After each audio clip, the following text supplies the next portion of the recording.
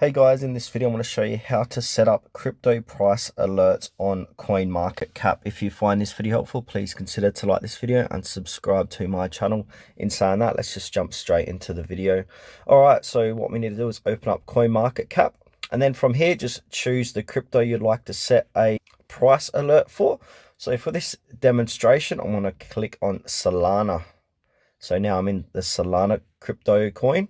And if I head back here, I failed to mention you can also search for a particular coin by using the search function up here, like so. And then if I type in Solana, you can search for anything here and then just click onto it. So that's another way to find your crypto coin you want to set a price alert on. All right, so we're back in Solana.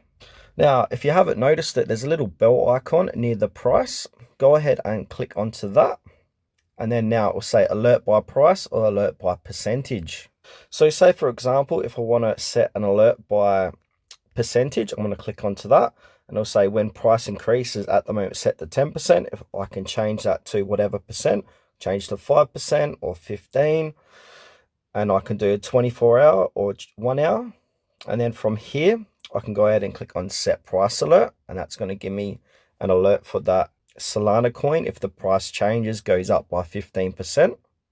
If I click back into alerts, you can see move up by 15% in the 24-hour window, and I just create it. Now if I want to set up another price alert, I can go ahead and click on add alert by price. So when price is under, so at the moment set to 140 for Solana, so if I want to catch it at say 130, then I'll say set price alert, and now that's going to set that alert as well. And B, if you want, when you set these alerts on, also make sure if we come back to CoinMarketCap, click and hold on to the app.